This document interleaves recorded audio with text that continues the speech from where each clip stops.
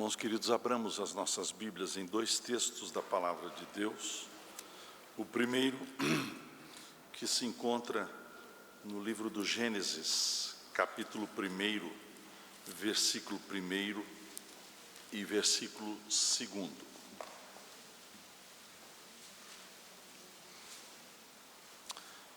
No princípio, criou Deus os céus e a terra.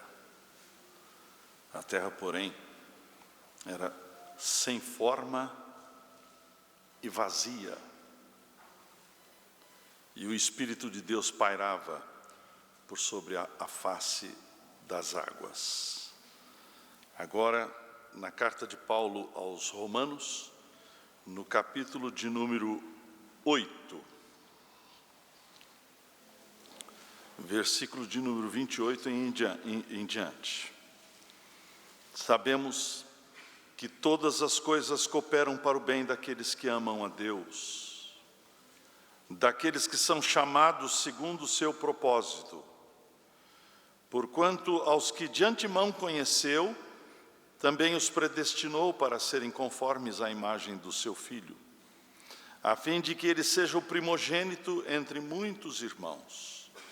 E aos que predestinou, a estes também chamou. E aos que chamou, a esses também justificou. E aos que justificou, a esses também glorificou. Que diremos, pois, à vista destas coisas? Se Deus é por nós, quem será contra nós? Aquele que não poupou o seu próprio Filho, antes por todos nós o entregou, porventura, não nos dará graciosamente com ele todas as coisas? Quem intentará acusação contra os eleitos de Deus? É Deus quem os justifica. Quem os condenará? É Cristo Jesus quem morreu, ou antes quem ressuscitou, o qual está à direita de Deus e também intercede por nós. Quem nos separará do amor de Cristo? Será tribulação, ou angústia, ou perseguição, ou fome, ou nudez, ou perigo, ou espada? Como está escrito, por amor de ti somos entregues à morte o dia todo, fomos considerados como ovelhas para o matadouro. Em todas estas coisas, porém, somos mais que vencedores, por meio daquele que nos amou.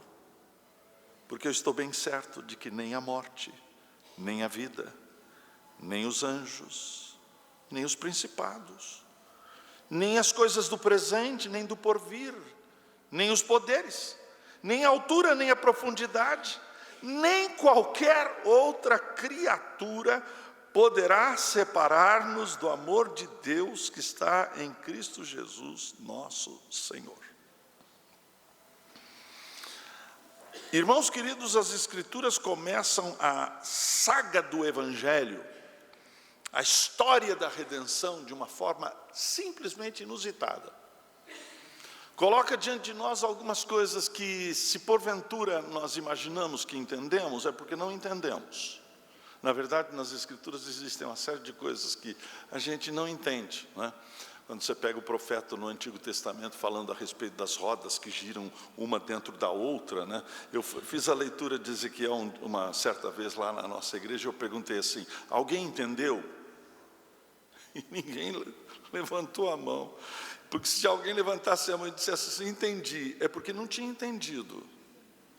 Você consegue conceber alguma coisa? Por favor, pense um pouco. Analise agora na sua própria mente. Você consegue conceber na sua mente alguma coisa que é sem forma e vazia? Não, fala a verdade. Porque tudo aquilo que nós falamos, por exemplo, quando falamos cadeira, imediatamente, é claro, N cadeiras diferentes, né? Mas a palavra faz com que na nossa mente a cadeira se concretize.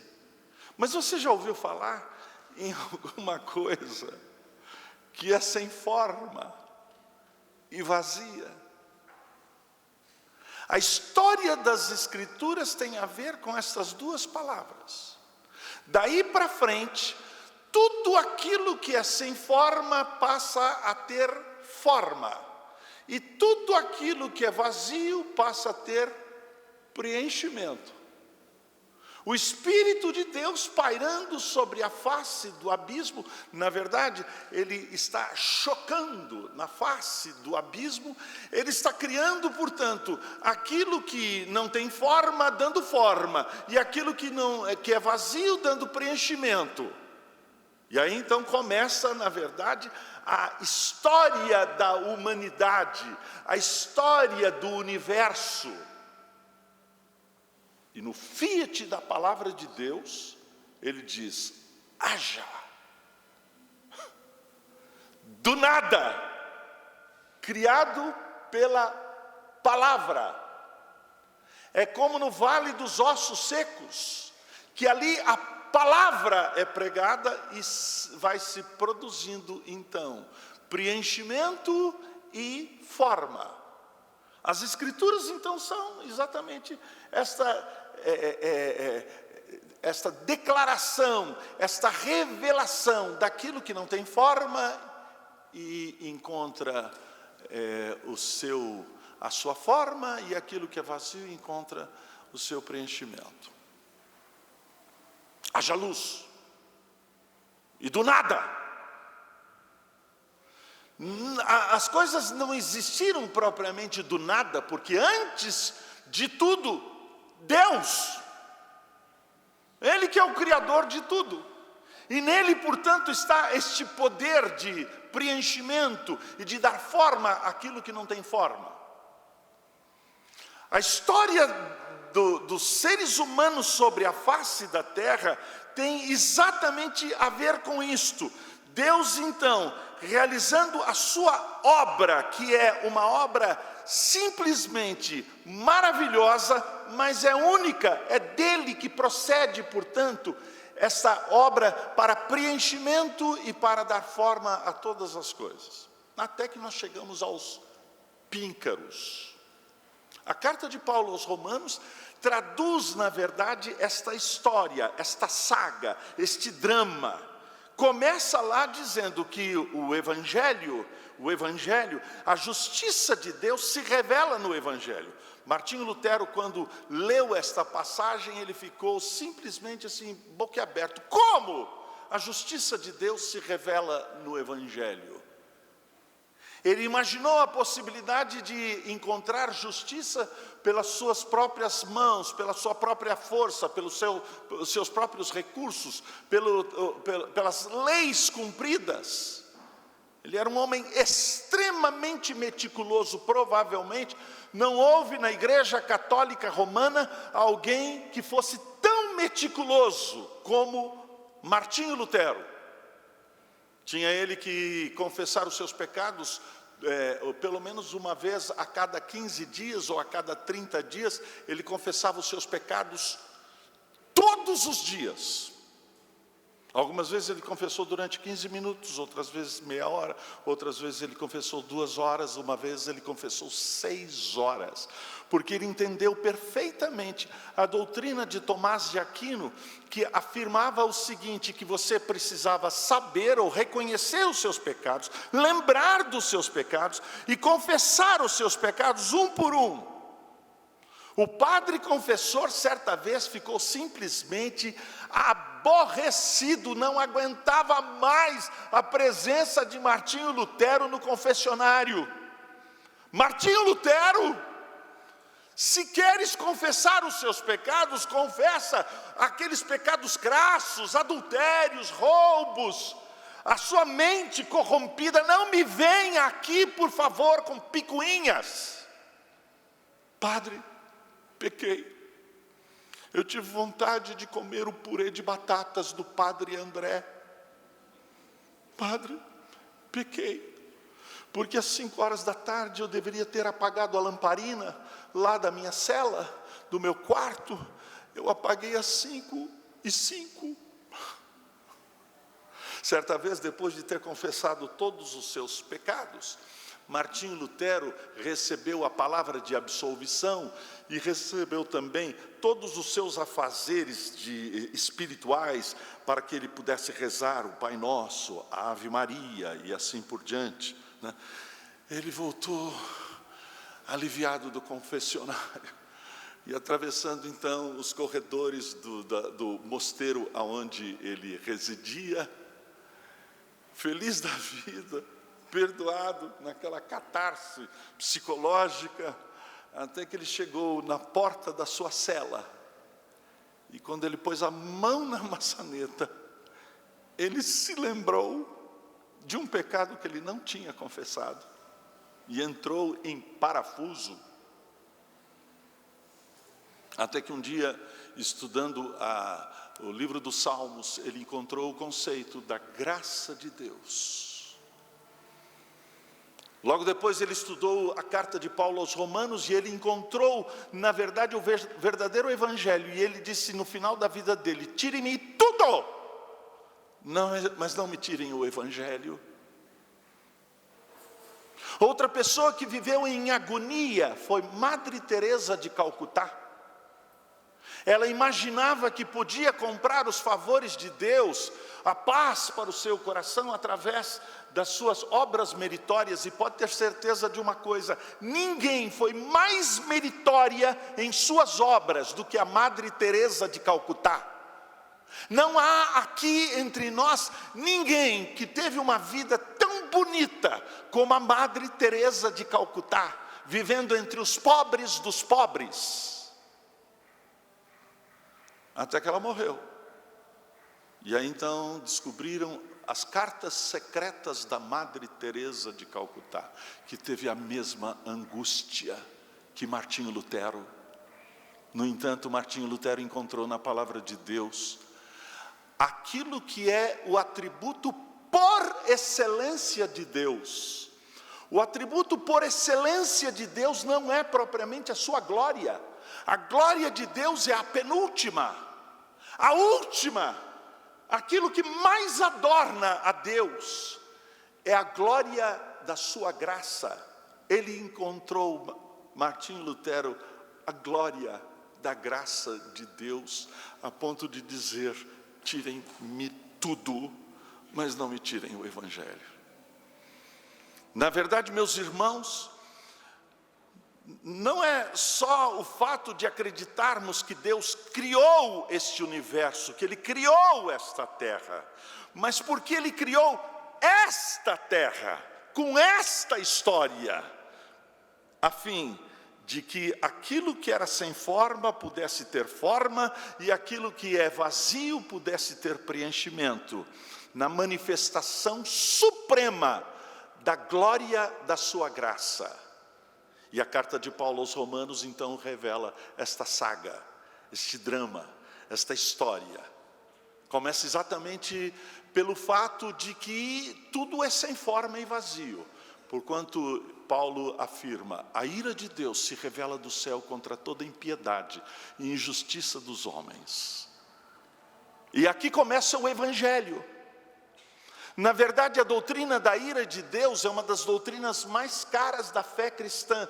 Fala a respeito da consistência do caráter de Deus, que Deus, na verdade, tem em si uma consistência profunda. Por esta razão, olhando para nós, não pode brotar outro sentimento no coração de Deus, senão ira.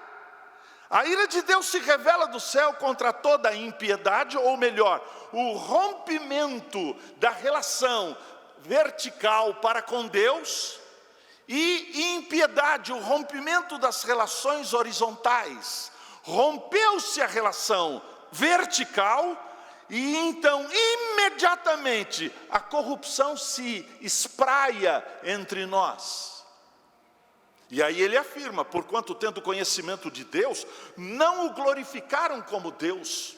Portanto, seu professor, quando afirma que ele é ateu, que Deus não existe, balela! Balela! Não há um ser humano sequer sobre a face da terra que não tenha o conhecimento de Deus.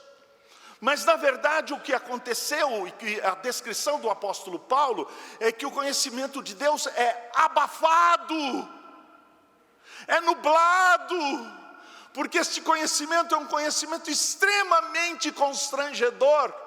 Porque se eu admito a existência de Deus, eu terei que ser responsável, eu responderei. Então o seu professor é um mentiroso, ele tem conhecimento de Deus, porque Deus revelou-se a si mesmo através das obras criadas. De tal forma que nós, ao lermos o Salmo de número 19, aprendemos claramente que os céus manifestam a glória de Deus, o firmamento anuncia as obras das suas mãos. Quando eu olho para a abóboda celeste, eu fico pura e simplesmente admirado, maravilhado. E se isto porventura não impacta o meu coração, e que eu possa então admitir, possa reconhecer que por detrás de tudo que foi criado, Deus. E meus irmãos, é impossível vivermos sem uma espiritualidade. Até o ateu tem que dizer: não creio em Deus, graças a Deus. Há necessidade, o coração dos seres humanos produzem deuses. É por isso então, que tendo conhecimento de Deus, não o glorificaram como Deus, antes se tornaram nulos em seus próprios raciocínios, na sua mente carnal, e começam então a adorar mais a criação do que o Criador. E aí então ficam bestiais, adorações que são pura e simplesmente ridículas. Eu visitei, provavelmente um dos templos mais ridículos do mundo, lá em Calcutá, no buraco negro de Calcutá. Um templo que fede. E você entra dentro desse templo, você tem que tomar cuidado. Milhares e milhares de ratos, ratazanas negras. Você tem que pisar com cuidado. A coisa mais especial é quando o adorador se curva e põe comida na sua cabeça. Então os ratos vêm e comem na sua cabeça. Quando estive em Singapura, uma das coisas que me impressionou foi visitar um pagode, um templo chinês, adoração de cobras. Mudaram, portanto, a glória do Deus invisível, a imagem da criação. Por isso receberam em si mesmos a merecida punição do seu erro.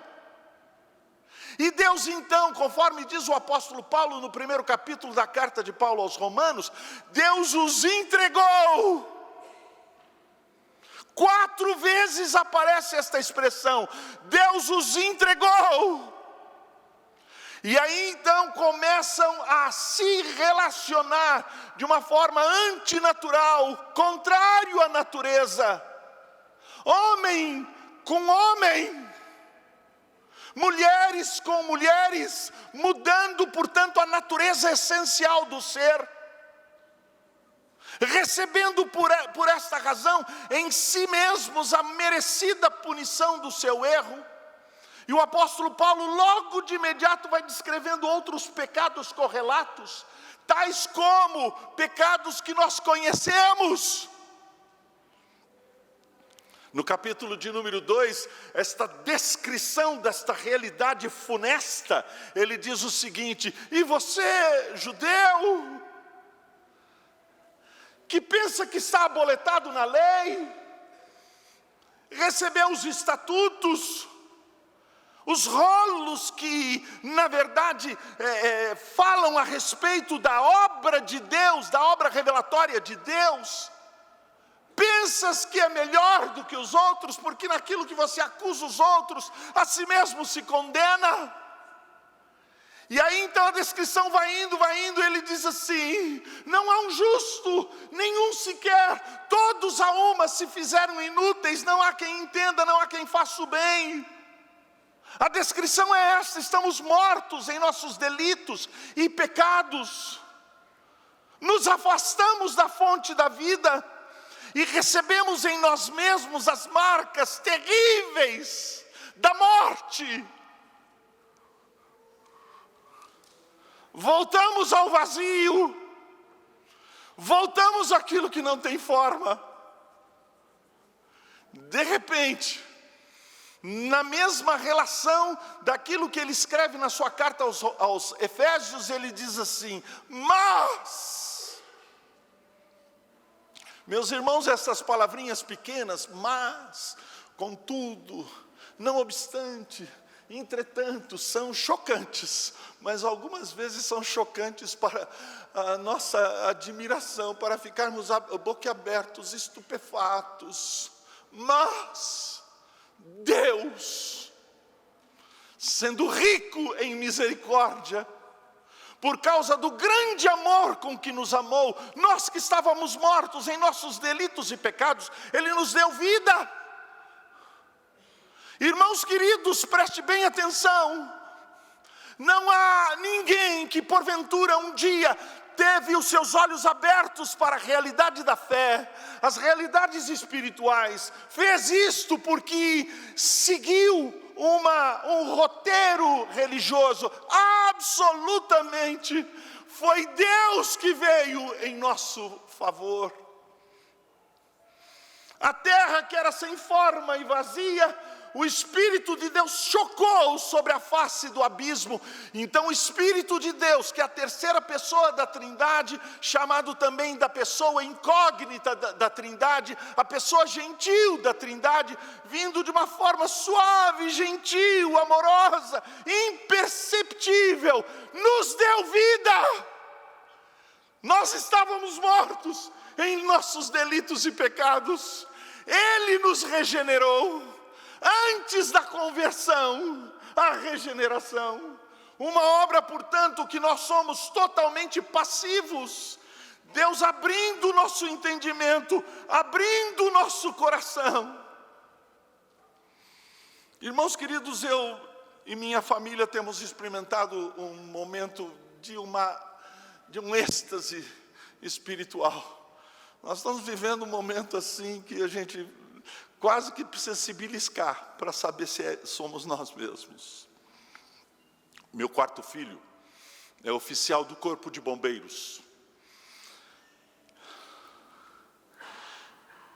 E de repente a vida dele desgringolou. Começou a ser atendido por um psicólogo que era crente, hoje é um psicólogo ateu. A primeira coisa que o psicólogo colocou na cabeça do meu filho é que a minha esposa, a mãe dele, não o amou. E ele entrou em parafuso. Não demorou muito tempo, ele se separou da esposa dele. Menina linda. Os filhos dele entraram em pânico. Meu neto mais velho, o Guilherme, passou a ter tiques nervosos. Ele chega e fica piscando assim o tempo todo. Destruiu a casa dele. Vendeu os móveis. Fabiana foi para a casa da mãe dela. Ele disse: vou morar numa pensão. Eu disse: meu filho, por favor, não faça isso. Venha morar comigo, eu moro sozinho. Fica comigo. Uma certa noite, meu outro filho, meu terceiro filho, Ludgero Neto, que é pastor, um homem de Deus, consagrado a Deus, estava conosco. Por uma circunstância lá que ele precisou sair da cidade dele, ficou conosco. E o meu filho, o quarto filho, o Ricardo, não voltava para casa. A gente ligava para ele, o telefone não atendia. E nós começamos a ficar preocupados, o que está acontecendo? Voltou do plantão, ele tinha terminado o plantão dele como bombeiro. Ligamos lá para o corpo de bombeiros e ninguém sabia onde ele estava. É que quando voltando para casa, uniformizado, engalonado, como oficial do corpo de bombeiros, de repente uma senhora, uma mulher, fechou o meu filho com o carro. E ele, na moto dele, levou um tombo. Ele, enquanto estava levantando a moto, a mulher saiu do carro e veio para cima dele, agredindo a ele com socos, arranhando o seu pescoço e tal. E o meu filho é um rapaz forte. Ele pegou nos braços desta mulher e segurou esta mulher para contê-la. Quando ele segurou, ela deu uma mordida no braço dele que praticamente arrancou um pedaço. Os circunstantes, então, começaram a se reunir ao redor daquele acontecimento e imaginaram que o meu filho estava batendo naquela mulher. Ele foi praticamente linchado, soqueado, pontapés. Ele levou um soco no olho, que o olho dele quase veio para fora.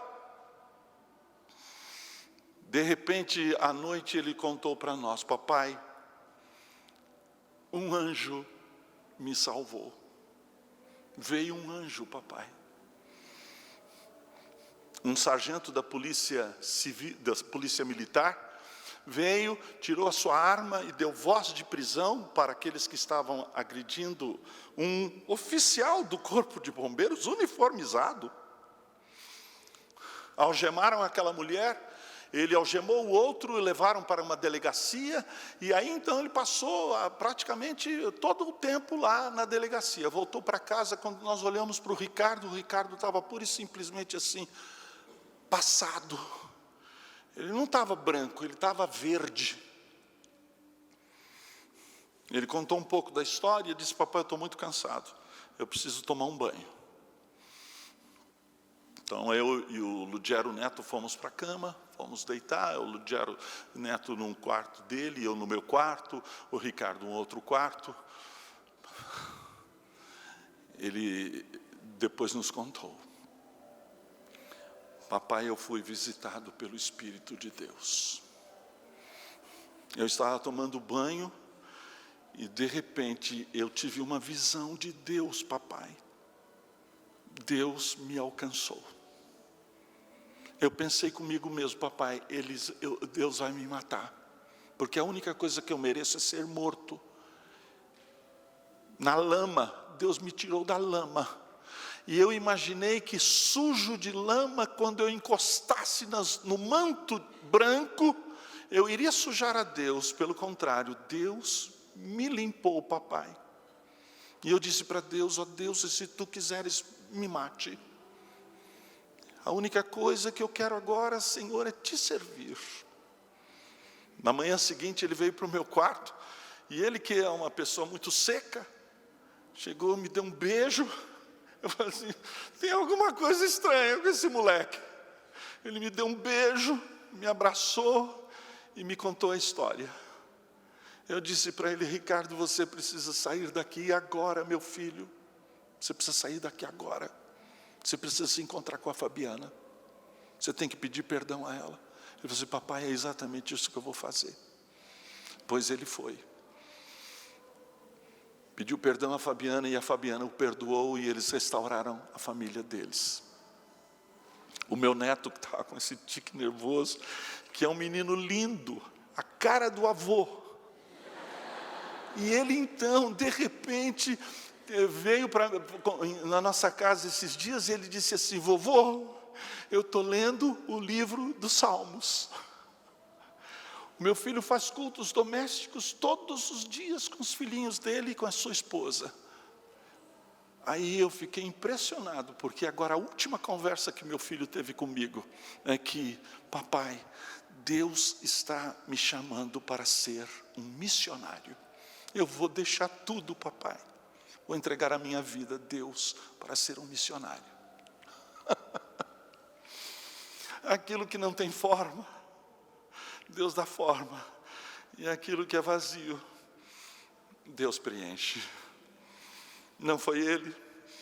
E aí eu, brincando com ele, num tom de brincadeira, mas muito seriamente, eu disse para ele assim: meu filho, santa mordida, como Deus é maravilhoso.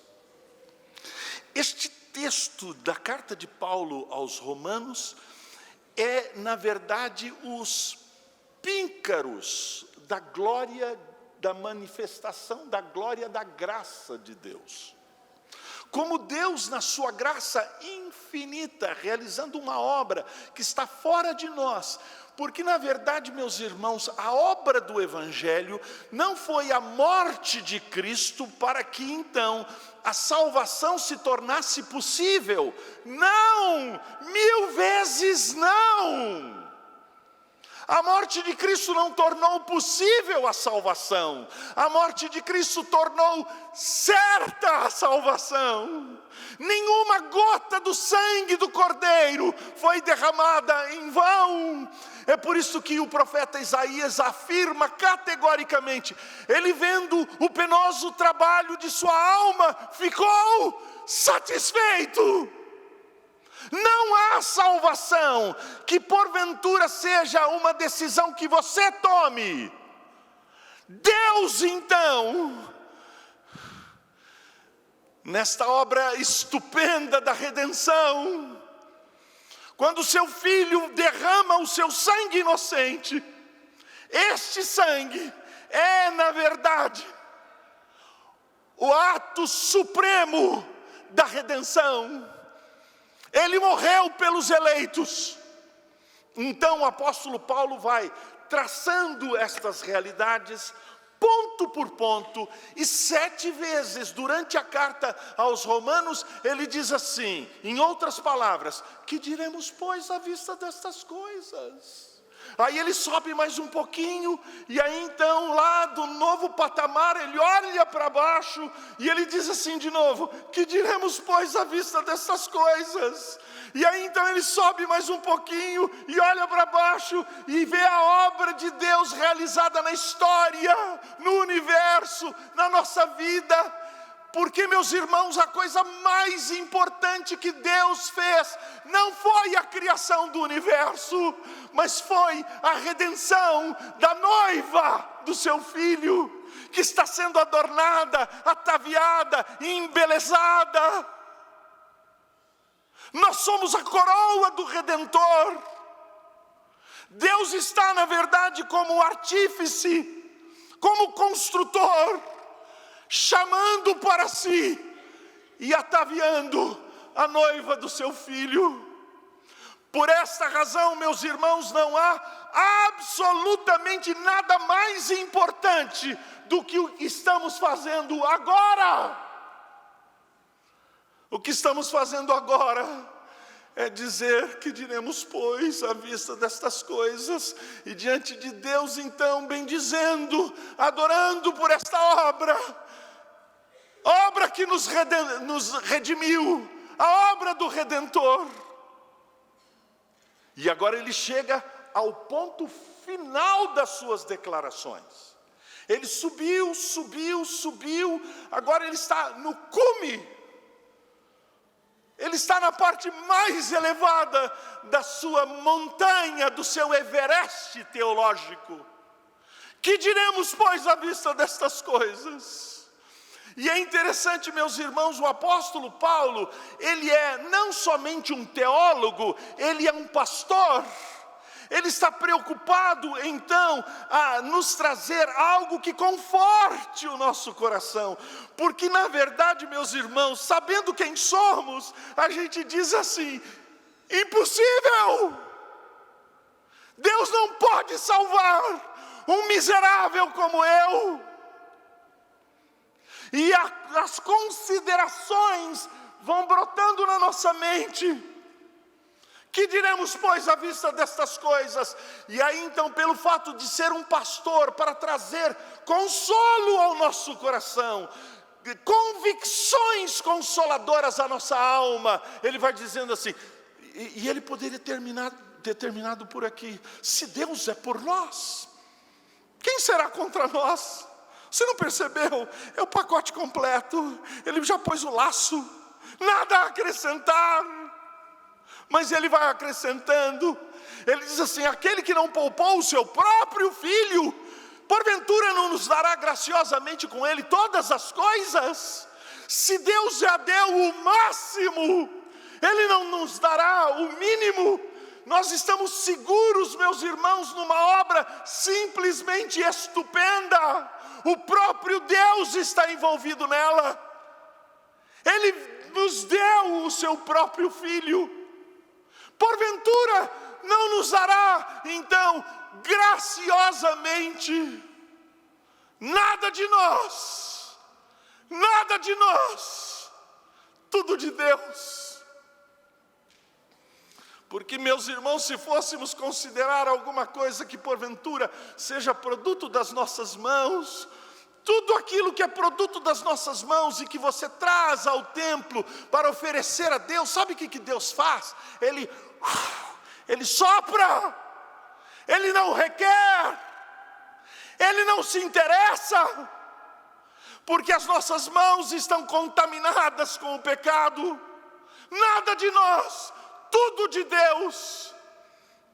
É aquilo que nós encontramos no Antigo Testamento: das tuas mãos tu damos.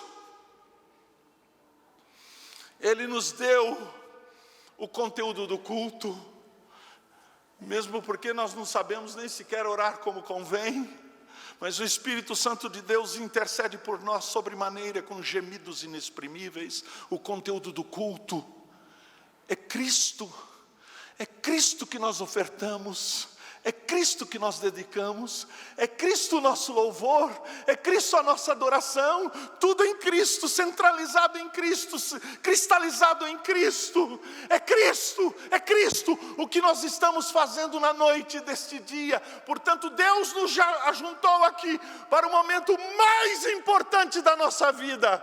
Nada é mais importante do que estamos fazendo aqui agora, cultuando a Deus e oferecendo aquilo que era impossível para as nossas mãos, possível para Deus.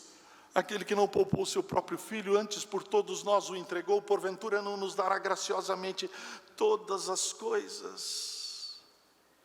Você percebe que nós estamos aqui perante um tribunal. Há uma corte jurídica aqui. Há um juiz. Há o promotor nos acusando. Há o defensor. Perante a corte celestial, nós estamos sendo julgados. E nada, absolutamente nada foge ao seu escrutínio. Deus não precisa de provas. Deus não precisa de provas. Na verdade, meus irmãos, Deus, Ele não precisa de nenhuma testemunha para que Ele possa chegar a uma conclusão, a uma convicção, a uma sentença. Nós sabemos muito bem, não é verdade? Sabe por quê, meus irmãos? Nós reconhecemos as acusações. E quando Satanás, o acusador, nos acusa, ele não inventa nada contra nós. Ele fala a verdade.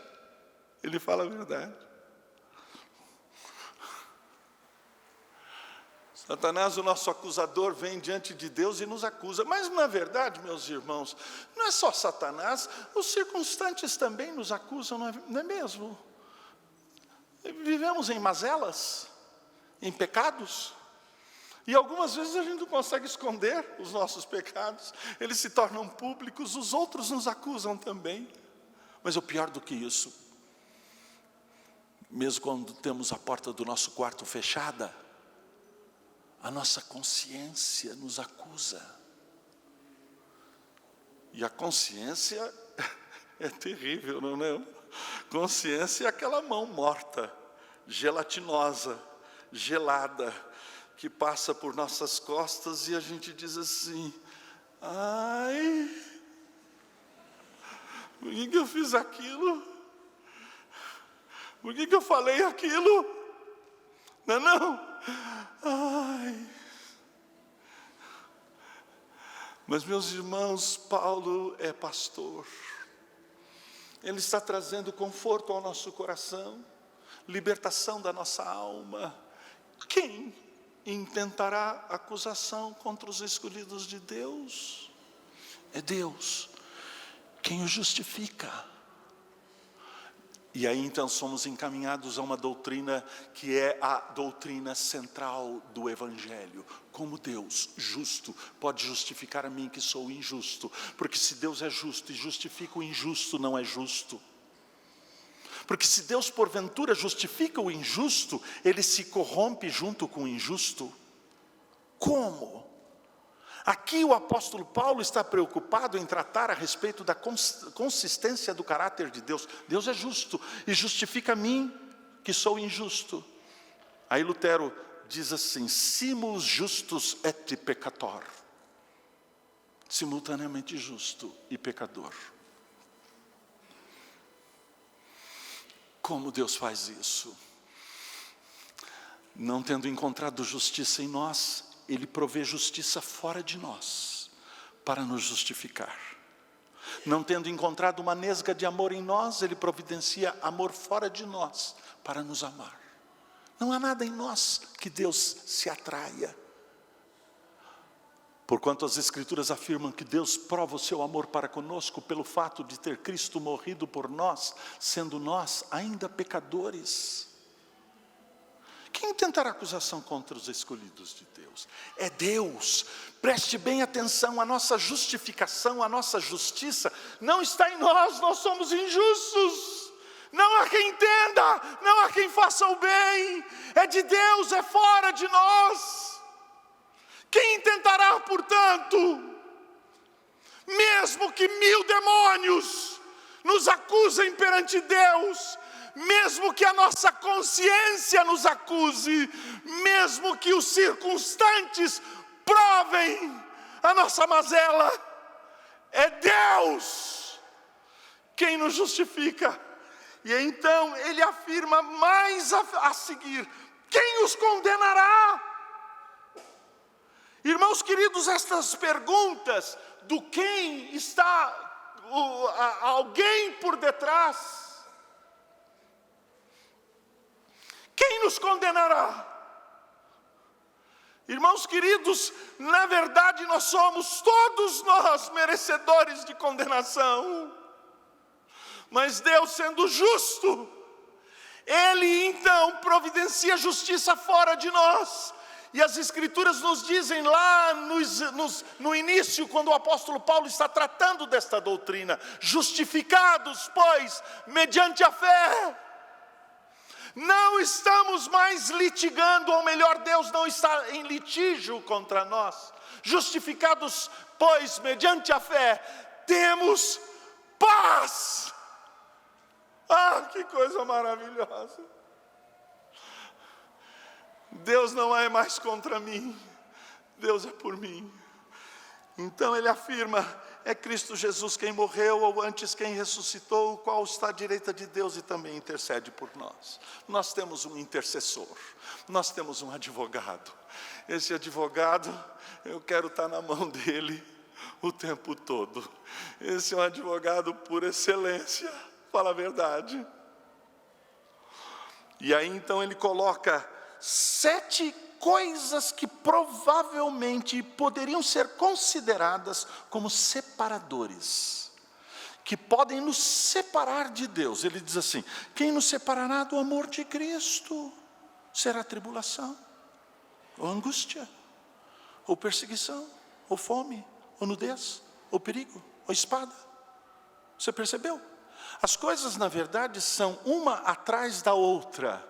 É um abismo chamando o outro, o abismo ao fragor das suas catadupas. Primeira coisa, tribulação. Não é mesmo? Quando a dor bate na nossa porta, quando nós somos atribulados, o nosso coração treme e a gente fica perguntando: aonde está Deus? Meus irmãos, eu nunca questionei a Deus, até quando da morte da minha esposa. E não foram poucas as vezes que eu perguntei: por quê? O meu coração atribulado, que me levou muitas vezes a angústias. Fiquei deprimido. Meu médico disse o seguinte: reverendo, o senhor precisa tomar antidepressivos. Tomei durante uma semana. E, na verdade, a minha angústia, a minha depressão, as minhas tristezas profundas foram aplacadas por química. Até que eu disse o seguinte: não posso. Porque eu perdi a tristeza, mas eu perdi as outras emoções também, eu fiquei pastel. Aí eu disse: não posso, eu tenho que enfrentar o luto. E eu enfrentei o luto. Fiquei 1 ano molhando o meu travesseiro. Angústias de alma, que nós estamos tão sujeitos, queridos. Eu recebi no gabinete pastoral um jovem, assim, bonito como vários dos jovens aqui. Ele entrou dentro do meu gabinete e ele começou a falar, mas ele embargava a voz, ele não conseguia se expressar. E eu falei: o que foi que aconteceu? Ele disse assim: pastor, a minha namorada me deu fora. As angústias nas proporções de cada momento, de cada idade. Angústias, perseguição. Um jovem da nossa igreja fez uma redação conforme as suas convicções espirituais, religiosas, cristãs, e o professor deu 0 para ele. Perseguido. Um outro veio conversar comigo e disse assim: pastor, eu cheguei na minha classe, o professor falando que nós somos filhos do macaco, viemos da ameba. E aí eu disse: professor, não, eu acredito que Deus criou todas as coisas.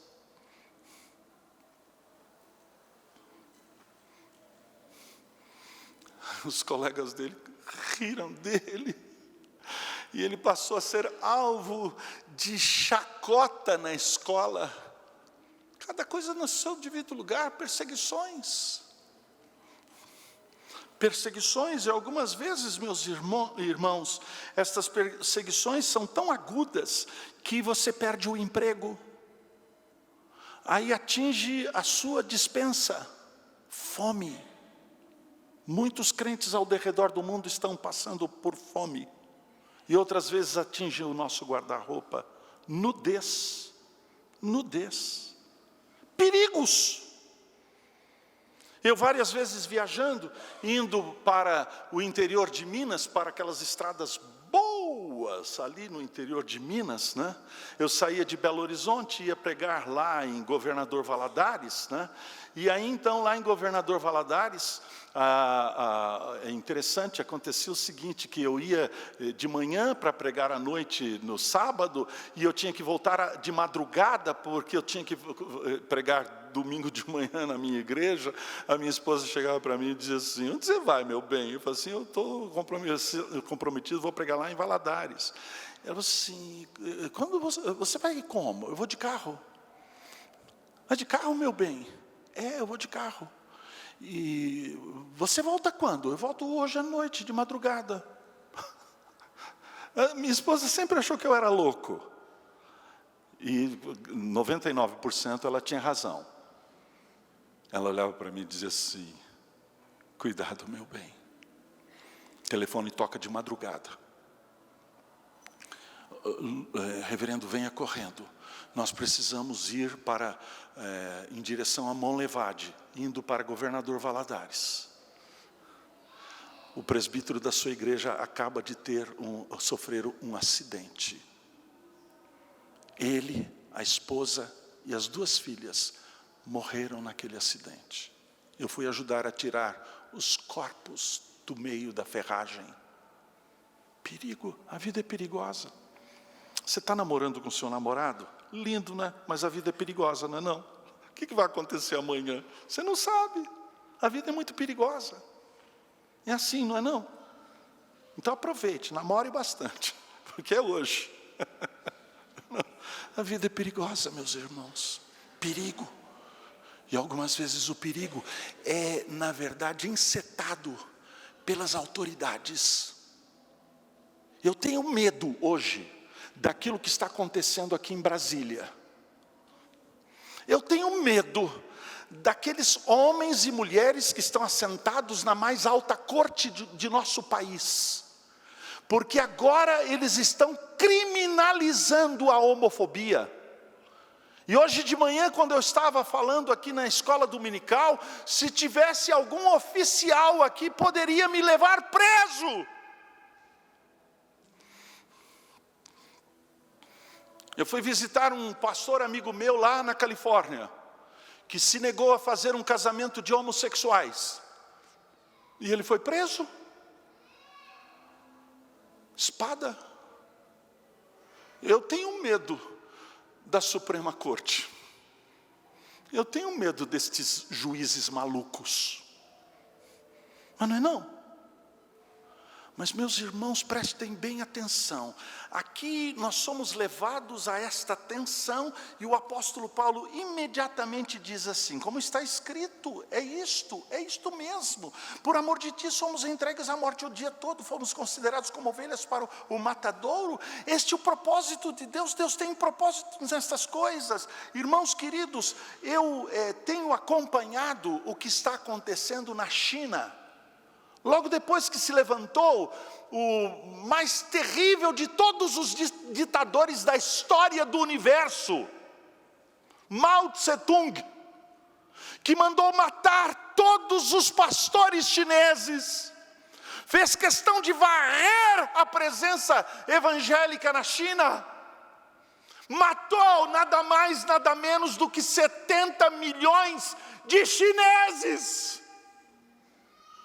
O holocausto judeu é café pequeno perto do holocausto chinês, porque o holocausto judeu matou 6 milhões de judeus, o holocausto chinês matou 70 milhões de chineses. Imaginava-se que a presença evangélica na China tinha sido varrida do mapa, até que o irmão André entrou no território amarelo, no continente por detrás das cortinas de bambu.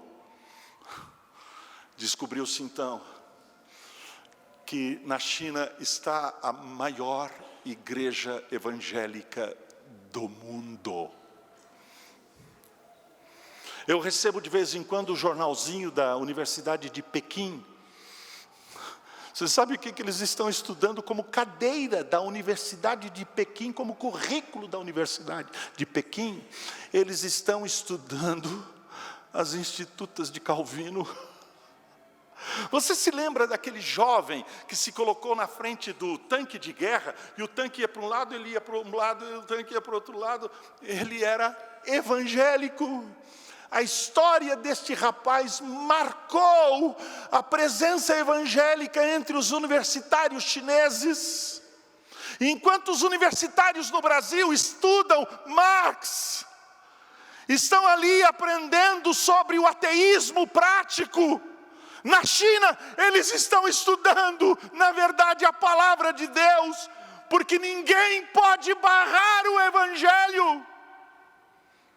Estes dias atrás, recebendo esse jornalzinho, eu então, claro, eu não leio mandarim, mas várias dessas passagens escritas em inglês. Milhares de jovens na China, universitários, rendendo-se a Cristo. E agora, esses dias atrás, Antônio Cabreira, que foi ministro da Agricultura, um homem crente, piedoso, de vida consagrada a Deus, presbiteriano, ele foi à China, visitou a China. Ele foi para visitar a maior imprensa de Bíblias do mundo, na China. Nós somos entregues à morte o dia todo, fomos considerados como ovelhas para o matadouro. E aí então a declaração que eu acho pura e simplesmente estupenda, ele diz assim: em todas estas coisas, é nestas coisas. Então, irmãos queridos, eu não temo a perseguição, que venha, não me calará. Me prendam, e os discursos mais eloquentes eu farei na cadeia. E eu, meus irmãos, eu não estou muito esperançoso de que isto não esteja próximo a acontecer. Em todas estas coisas, nestas coisas, somos mais que vencedores por meio daquele que nos amou. A igreja é vitoriosa, meus irmãos. A igreja de Cristo não é um grupo de pessoas que porventura tenha recebido alguma coisa que precisa ir nas nossas próprias mãos nos conter. Eu não sei se você sabe como surgiu o presbiterianismo em Belo Horizonte. A coisa mais inusitada, uma desavença na igreja metodista por causa de um assunto, cálice comum. Eles tomavam Santa Ceia no cálice comum, aquele cálice grande, e aí então o pastor punha na boca de um, dava uma limpadinha, na boca do outro, dava uma limpadinha, da outra. E o primeiro que todo mundo queria ser o primeiro da fila. Até que um determinado pastor falou assim: esse negócio é muito nojento, vamos fazer cálices individuais. Mas havia um homem lá, que era defensor ferrenho do cálice comum. Levantou-se e descobriu que na igreja presbiteriana do Brasil, havia o maior defensor do cálice comum, Álvaro Reis. Chamou Álvaro Reis lá do Rio de Janeiro.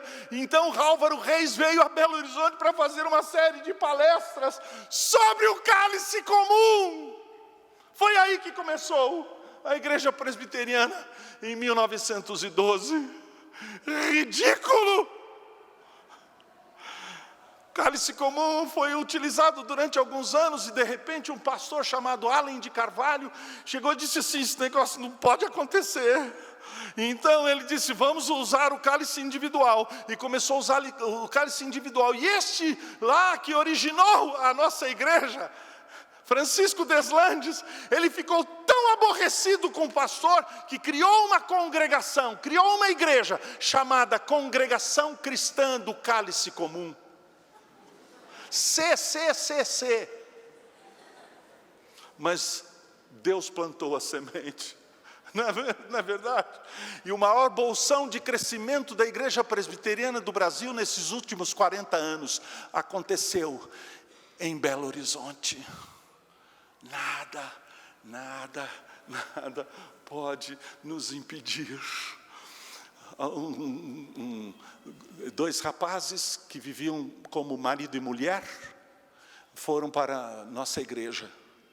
Eles foram para a nossa igreja porque descobriram que os presbiterianos, eles entenderam isso lá por causa dos Estados Unidos, eram muito abertos ao homossexualismo e tal. E eles começaram a frequentar a nossa igreja. De repente, um dia lá, eu preguei sobre Romanos capítulo de número 1, e pá! Os confrontei. Eu não sabia. Rapazes bonitos, espadaúdos, elegantes.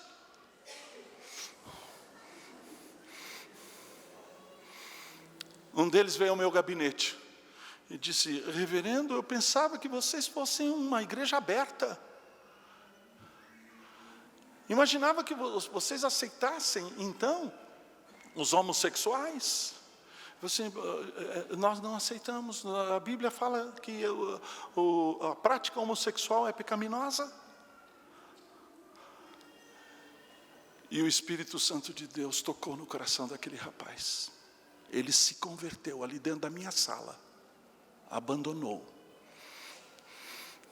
Foi para a casa dele e disse para o companheiro dele, para o amante dele: se eu não posso viver mais desse jeito, eu estou em pecado contra Deus. Ele disse para mim mais tarde: pastor, quem me introduziu na vida de homossexual foi meu pai. O meu pai abusou de mim. E eu então procurava o amor dos homens, porque eu não tinha o amor de meu pai. Todas as vezes que eu tinha uma relação homossexual, eu, na verdade, me sentia sujo. Eu ia para o banheiro e eu tomava banhos e mais banhos para me limpar. Pastor, depois de que Cristo tocou no meu coração e mudou a minha vida, eu descobri: há um homem que me ama de verdade. Jesus. a vida dele foi mudada. Em todas estas coisas, somos mais que vencedores. E aí então, meus irmãos, esta corte de justiça, aonde o juiz não pode se relacionar com o réu, as coisas devem ser mantidas à distância. Não, nesta corte de justiça existem sentimentos, amor, Deus decidindo na sua misericórdia, na sua compaixão, de não nos tratar de acordo com aquilo que nós merecemos.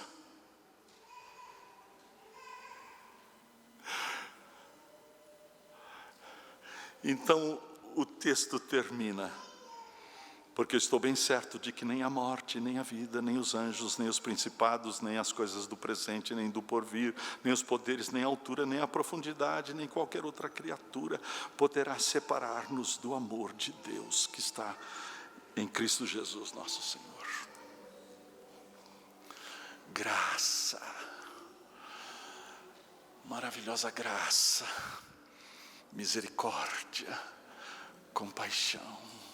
Nada pode nos separar deste amor. A gente pensa que pode, não pensa. Mas o apóstolo Paulo, como eu disse, é pastor. E sendo pastor, ele traz um consolo para o nosso coração.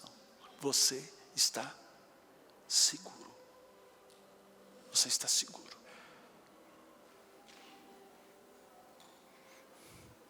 Se porventura esta mensagem atingiu o seu coração e você diz assim: faz sentido, é bem provável que você seja um eleito. Mas se essa mensagem foi ricocheteada do seu coração, você não deu nem bola para ela, você estava entretida ou entretido com outras coisas, é bem provável que você não seja um eleito.